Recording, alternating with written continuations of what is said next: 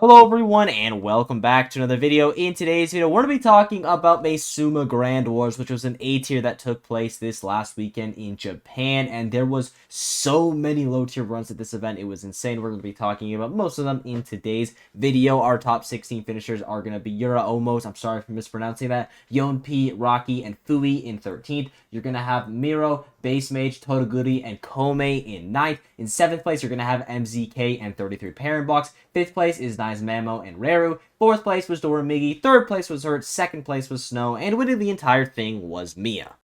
So first things first, we got to talk about the top 8 Cs that did not get into the top 8. The first one is going to be Tama P, and he just didn't show up at the event, so he didn't get top 8. Pretty self-explanatory right there. The next one is going to be Totoguri, and he still had a really solid run. He was able to get wins, most notably over YN and level 1, but he ends up running into Miya in the winner's side, which is definitely a bad draw for pretty much every single player in the entire world. He does mention to take a game, but he falls to the loser side, where then he loses to MZK, who had easily the run of the tournament, in my opinion. It's either him or Snow, and we'll get to them when we get to them. But a 9th place for Totoguri, still very respectable. He is one of the most consistent players in the entire world with Banjo-Kazooie. It is actually crazy to me. He doesn't have any super bad placements this year, and it's a very realistic chance that he could be ranked in the top 50, which is something that I never thought I would say, especially in 2024. And the final one is going to be Neo, and unfortunately he did have a pretty big underperformance. He ends up losing to Seb Pro from Australia in the pools phase, so shouts to Seb Pro, got to get the Australia representation. And then he ends up running into Fui really early on to lose for 49th. And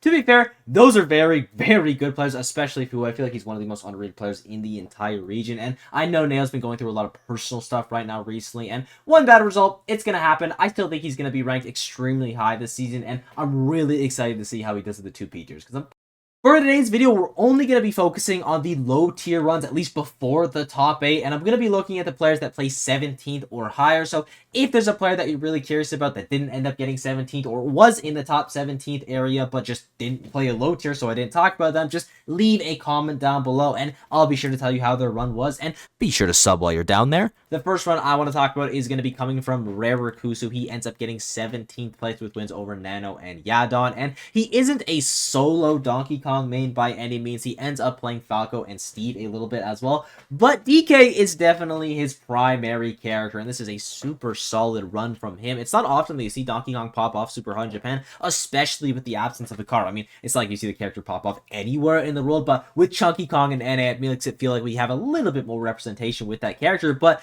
Rarikusu wasn't the only DK who breached the top 17 of this event, because you also have, and I know I'm gonna butcher this, but Marudana, I'm sorry if I said that wrong, but they are a solo Donkey Kong player who also ended up getting 17th place at this event with a massive win over Base Mage in the pools phase, as well as picking up a win on Sika. I don't know why the low tiers did so well at this event, but it kicks off with our 2 DKs in 17th. And we had one more person getting 17th place with a low tier, and that is going to be Senra. Now, some people may not regard Puff as a low tier character, but I would put her in the same area as Donkey Kong, and I already called DK low tier, so I'm calling Puff a low tier as well. I make the rules, get over it, and Senra gets a very nice upset over Matsunabe. That's a player I've been super impressed by recently, and Senra has such a high ceiling. It feels like sometimes he just pops off super hard, and this is one of those events where he looked really good. He ends up running into Hurt in the winner's side, which is definitely a bad draw for a Puff player, and in the loser side he has the misfortune of playing MZK, who, as I've already said, had such a crazy run at this event. Manages to take it to game 5, but ultimately falls. So really nice run from Senra. But what if I told you that it wasn't the best Jigglypuff run of the event? Because you may have remembered earlier I said that Base Mage got sent to the loser's bracket, but he did not care because he just farmed everyone. He gets a win on Heiasi, Yuzha, and Kion to get into the top 32. Once in the top 32, he does not slow down at all, getting a win on Hamazu, Yamanakshin, and Rocky before falling to Reru, barely not getting into the top 8. Base Mage has been looking incredible recently, coming off that 7th place at Battle of BC. I'm really excited to see how he does at these P-tier events, and I always love when Base Mage is in Japan because we get that direct comparison of Senra versus Base Mage, who is the best Jigglypuff player in the entire world, and this time around, Base Mage came out on top. Moving on to our 13th place finishers, you're going to have Yonpi as our only low tier run in this chunk of the bracket, and he is on the Pichu, so technically you may not consider that a low tier character, maybe somewhere in the mid tier, but you know what? Compared to the actual good character in this game, I'm feeling pretty confident calling him a low tier. I'm not going to be losing any sleep over that. And looking at Yompi's run, he ends up losing to Doramigi in the winner's side before taking out all tech to get into the top 32. So a bit of a low tier team kill right there because Zelda is absolutely low tier. That character is Garbo, but that's a topic for another time. Once in the top 32, he gets a really nice upset over Ryuo, as well as taking out Merudana. Oh, and again, I'm sorry if I'm mispronouncing that, but his run is unfortunately ended by MZK. He was taking out all of the low tiers at this event. And Pichu is a character, whenever I see them in bracket, I love it so much because he's so fun to watch. He can be really creative with the character, and the glass cannon archetypes are so stressful because both opponents can die at any second. Yompi is a joy to watch, and I hope he continues to pop off. And our final low tier run before the top 8 is going to be coming in from the 9th place finishers of Toraguri and Base Mage. And we already talked about them, so I'm not going to do it again, but I just wanted to give them another shout out. And there was actually one more low tier run in 9th place, and that's going to be coming from Miro, the 122nd seed Dedede and Aegis player. And again, we don't really care about that Aegis card. We care about that Dedede part, which was the character that they were playing primarily. And they do benefit from that Tama P DQ, but they absolutely ran with it, getting a win over N. And the Donkey Kong player that I am, again, just gonna mess up the pronunciation. We all know who I'm talking about at this point. And they end up running into her in the winner side, which is a terrible draw, and 33 parent box in the loser side. And Steve Dedede does not sound like a fun time for Dedede. And overall, crazy run. The 122nd seed getting 9th place. That's one of the highest SPRs I've seen in a very long time in Smash Ultimate, and just massive props to them. Let's get into this top 8, and I already talked about one of the big trends of this event, which was the low tier runs, but the other trend of this event was the losers runs, because there was also a bunch of those, and funnily enough, both of our 7th place finishers ended up winning 7 sets in a row to get into this top 8. The first one is going to be 33 parent box. He ends up losing fairly early on to Nice Memo, and then he picks up wins on Shion, Lunamato, Level 1, Fui, and Miro to get into the top 8, and once in the top 8, he does end up losing to Raru, but still a very solid run from him. He's been a player with a little bit of inconsistency, but his upticks are really strong, and we're starting to see the Steve renaissance happen in Japan. We already kind of had it in America, to be honest, when you had so many Steve players popping off with Jake, Yanni, Onin. Nowadays, it's really only Onin who's been able to find a ton of success, and in Japan, it used to just be Yakola, but now you have Miya secondary in the character. You have players like 33 Parent Box and Yamanakshin popping off super hard, and I think we're going to continue to see that trend arise as Steve just gets better and better because the character is very, very good, and 33 Parent Box is one of the best Steves in the entire world, so big ups to him for the run. But arguably the most impressive run of the tournament is going to be coming from MZK. He ends up losing fairly early on to Shiryuki, and he picks up wins on Goryoka, Senra, Yonpi, and Totoguri to get into the top 8, and once in the top 8, he has a banger Game 5 versus Snow that he barely doesn't win, and that already sounds pretty impressive, but what if I told you that he did it with Duck Hunt? Now it's really, really impressive. This is the best Duck Hunt result we have seen in years. The only other one I can even think of is that really solid run from Big Duck Hunt fan at Gommel, and this one from MZK is easily going to put him as the best Duck Hunt player in the world for me right now, and maybe there's some other obvious one that I'm not thinking about, but this is just such a crazy feat. To get a Duck Hunt top 8 in 2024 is absolutely absurd, and Duck Hunt is one of those characters where Can is really, really good, Frisbee is really, really good, but everything else about that character is mediocre, and in Smash Ultimate, every single character in the game is going to have a couple solid tools. Even Ganon has Nair, and I'm just so impressed by the resilience of these low-tier players, even in the current meta.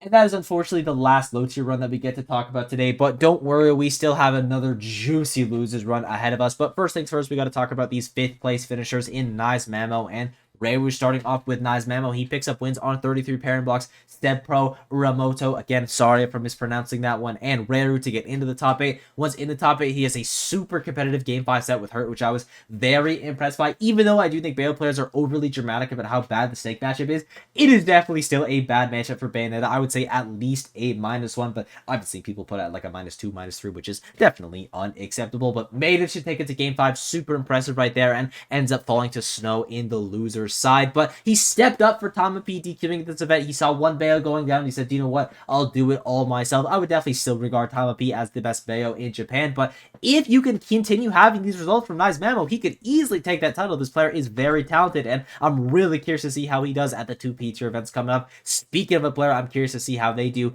You got Raru, and I would regard him easily as the best Luigi player in the world at this point. It's not even Luigi's fault. Raru just has so many more opportunities than him, and he does amazing at every single opportunity. This guy has one bad result all year, which is a 33rd at Umabora, and he has top 8'd every single other event with solo Luigi. Like, I actually don't get it. He picks up wins on Shion and Levi before falling to Nice Mamo. Then he picks up wins on Base Mage and 33 Parent Box before falling to Doramigi. Such an impressive player. Fundamentally, he is just so solid. And I don't know how he's so consistent with Luigi. One of the most inconsistent characters in the entire game.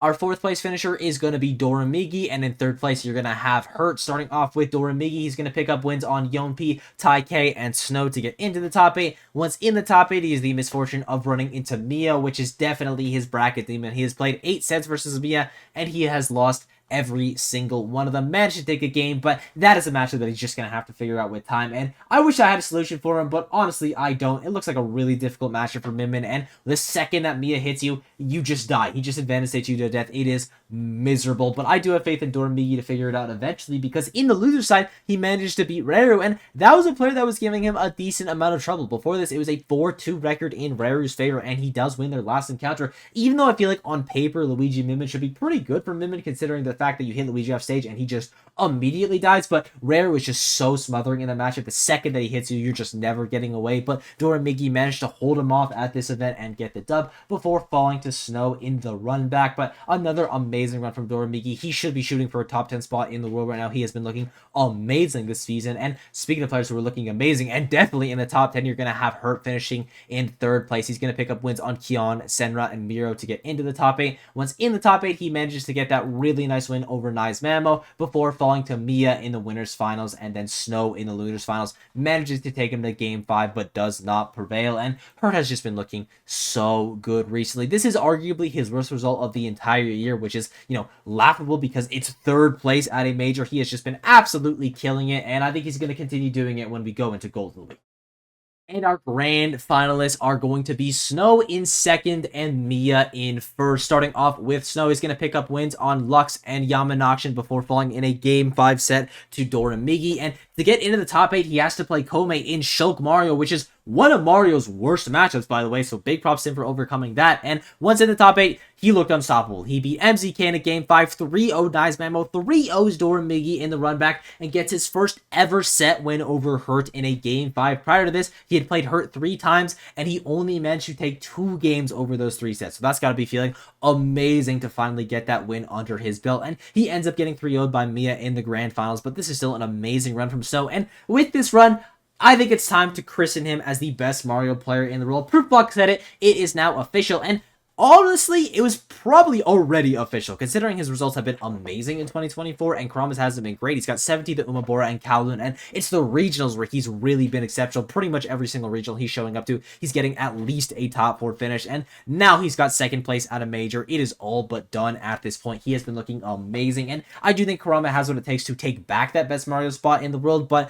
he's got some catch-up to do because Snow is not slowing down. He's looking incredible, and he's got a real shot at top 8ing, honestly, both of the P tiers that are taking place this weekend. And editing fruit blog, I should point out that you did see the ages come out from Snow versus MZK, and there's a possibility they came out versus Komei. I'm not super sure if it did there, but I would guess it did. Speaking of a player that's likely the top 8 of P tier this weekend, you got Miya, the big winner of the event. No sets dropped, and it's not even a surprise at this point. He beats Rarikusu, Omatsu, Totoguri, Doramigi, Hurt, and Snow, only dropping games to Totoguri and Doramigi at this event. Throughout the entirety of every single person that he played this event, he still didn't have enough games dropped to lose a set. Like, that is crazy. Miya is the player with the most major wins this season, coming in at 3. Everyone else only has 1 aside from Shattuck sitting at 2, so shouts to Shattuck for that one. And Miya is definitely in contention for the best player in the world right now. He does have some inconsistencies with that 17th at Genesis as well as that 7th at Cirque, which is good for normal players, but for the best player in the world, that is a little bit low. So depending on how he does at the Patriots this weekend, I could easily see him kind of pushing ahead of everyone else, especially if he wins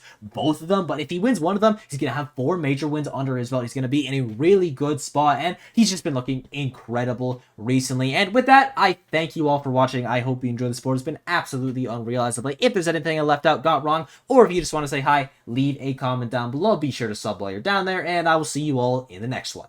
Bye-bye!